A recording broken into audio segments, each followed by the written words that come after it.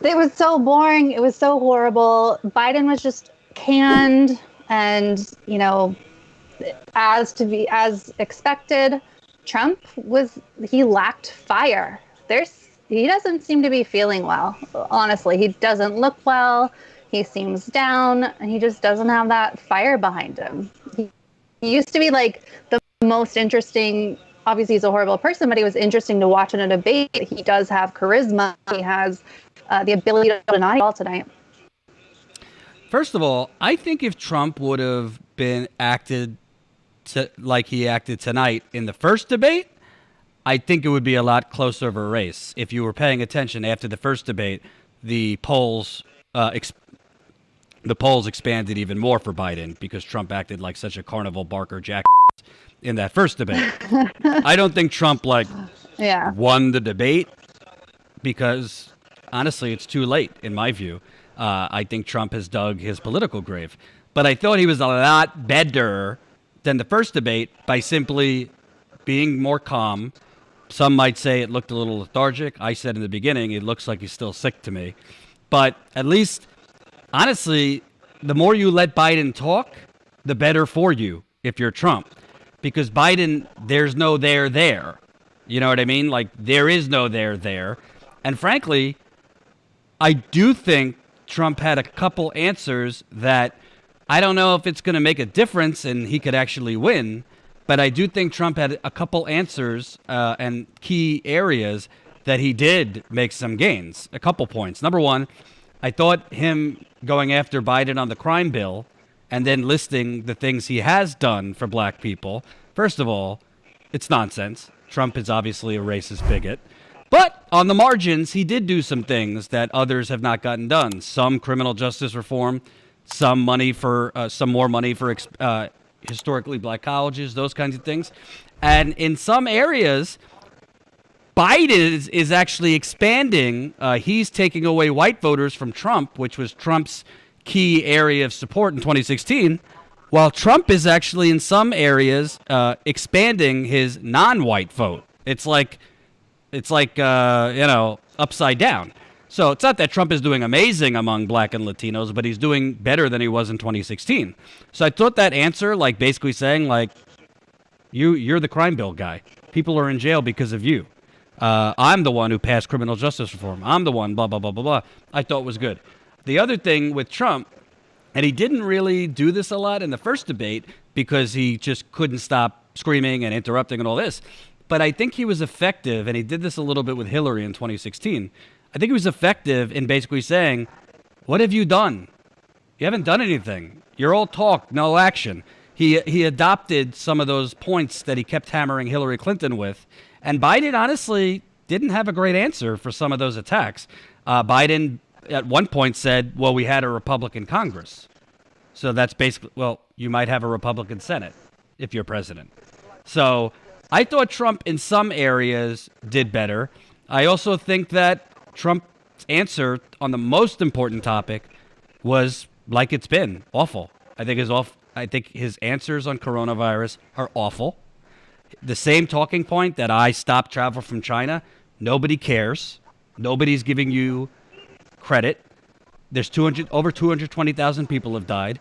He's basically saying we got to reopen the economy. We can't hide in our basement. But there's zero plan to slow down the deaths. There's zero plans to actually not just the vaccine, but there was zero mention of the $600 expired unemployment that expired 3 months ago, and the fact that people have been out without that unemployment for 3 months. Trump didn't mention it. Biden didn't mention it.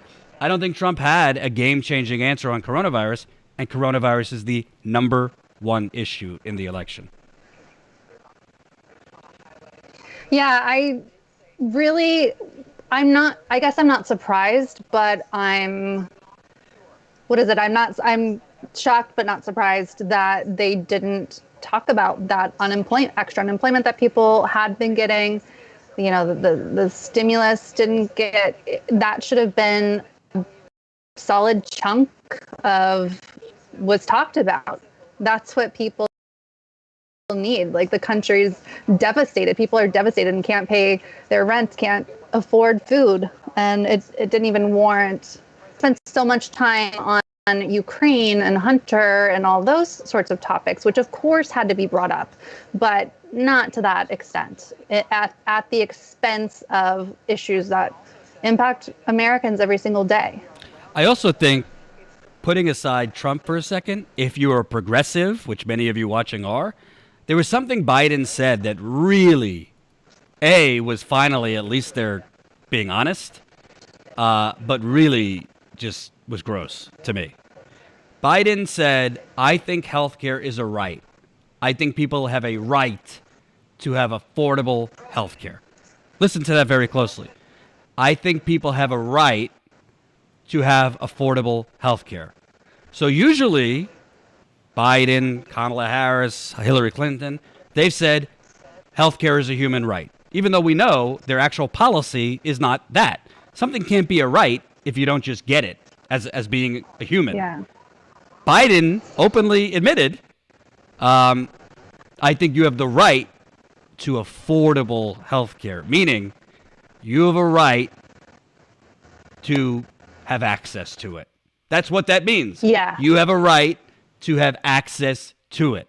That is a shameful comment that the corporate media is not going to care about because they don't care about the evils of the for-profit healthcare system. But that's the game right there. That's the Democratic Party. Not that Republicans are any better on healthcare, but Biden is saying you have a right to affordable access. And what affordable means, I'll let my big pharma and private health insurance and Wall Street donors tell me what's affordable. That's what that means. The other amazing admission, and this is less surprising from Trump because he's kind of said these things, but I tweeted it.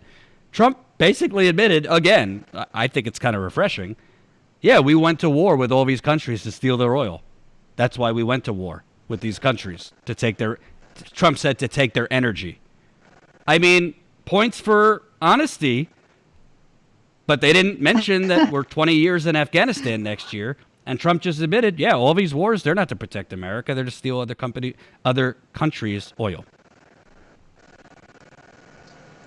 Yeah, the line that you're talking about with Biden and healthcare that you brought up before this latest point with Trump, that stood out to me. Joe to say things in a way that sounds good, but that doesn't scare his corporate donors. And, Trump is obviously a hypocrite, but Trump was right to hit him on his Wall Street donors and ties to big money. Because that is really who Joe Biden is speaking to when he phrases things in a very specific way. Most people won't catch that. Most people won't realize what he was actually saying. And I think that, if you're talking about Joe Biden's character, that shows low character to me. Obviously, he's a politician. He will do and say anything he needs to win. I believe he has to win. I really hope he does win, even though I'm, of course, not a fan. But it continues to just be really scummy how this whole access to healthcare thing that the Democrats try to push to the public. Really, Medicare, apart from climate, is like the issue that I care the most about. So it's frustrating for the American public to be lied to. I'll also point out that, and people don't like it. That's fine. I've already said, you vote however you want. I'm going to not just hold my nose, but probably have to be inebriated to do this. But I've chosen to vote for Biden myself. You vote however you want. It's just my personal choice. I understand if you don't want to vote for Biden. And unlike other outlets, even though I'm going to vote for Biden, I'm not going to hide that he's a corrupt warmonger and servant of Wall Street. With all that said, I got to tell you the truth, Jen. Two things. Number one, I don't think Trump was effective on the Hunter Biden thing because he left out the most important part, in my view. He kept talking about Hunter Biden and that your son made all this money, but he didn't mention the New York Post story suggests that Joe Biden himself met with this Ukrainian Burisma executive. Let me say that again. The New York Post story that the corporate media in Silicon Valley, probably YouTube too, has basically censored from the public's view, suggested that Biden met with the Ukrainian executive at Burisma, and then a year later pressured a Ukrainian prosecutor to get fired who was investigating Burisma.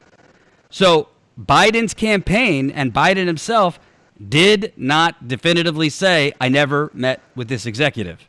All they said was the classic Washington non-denial denial, which was, what did he say? We don't have it on the calendar. Wasn't on the calendar. I don't have it on the calendar that I went and stabbed a person. That's not saying I didn't stab a person. I didn't stab a person, by the way. That's a No, I know. example. I'm saying. So Trump basically let Biden kind of swivel out of that because he didn't say, Joe, did you meet with the Burisma executive? Yes or no? Did you meet with this Burisma executive and then pressure the prosecutor who was investigating Burisma to get fired? I didn't expect Kristen Welker to do it. She's a milquetoast corporate news journalist. But the key is, did Biden meet with this executive from Burisma because his son Hunter, who, by the way, Joe claimed he never talked to his son Hunter about his business dealings, was making $50,000 a month, and then did he pressure Ukrainian government to fire this prosecutor? Just think about it, common sense. This is where I'm coming from. And again, this is somebody who doesn't want Trump to win, but I'm just keeping it real and being a journalist and being consistent. Think about it, common sense. Why would Joe Biden get involved? Why would the vice president of America get involved with trying to get rid of a corrupt prosecutor in Ukraine? They don't even give a shit about corrupt prosecutors and corruption in America. He's going to care about a corrupt prosecutor in Ukraine? Give me a break. So I don't think Trump prosecuted the case on the Hunter Biden thing that well. I think he let Biden basically swivel out of it by just saying, I've never made a dime out of foreign money, without having to answer the specifics of, did you meet with this executive? There's also text messages that came out. We don't know if they're real, but the Biden campaign, again, just like they're not challenging the authenticity of the emails, they haven't challenged the text messages either, saying that don't talk about Joe Biden in text messages. We could only talk about Joe Biden's involvement in the deal with a Chinese company in person. By the way, again, we have to look into him more, but Hunter Biden's business partner just came out confirming that the emails are real and said that the big guy, that 10% equity, Hunter was setting aside 10% equity for the big guy, was Joe Biden. So to me, the issue here isn't, if this is true, does that mean Trump's less corrupt? No, Trump's one of the most corrupt people, much less presidents, in history. He's corrupt as all sin. It just came out that he's got a secret Chinese bank account. But the point is, the media's selective censorship to protect Democrats and Joe Biden. This story should have been vetted during the Democratic primary. Frankly, Bernie Sanders should have won after Joe Biden for this, because this is about corruption straight up. Did you that would have been even worse death sentence for Bernie, unfortunately. I totally disagree. Hope you enjoyed that last video. Hop on over to statuscoup.com where you can sign up for our email list and become a member for as low as $5 to $10 a month. Membership is how we grow. That's statuscoup.com/join. And remember, join our email list so we can grow the revolution with you.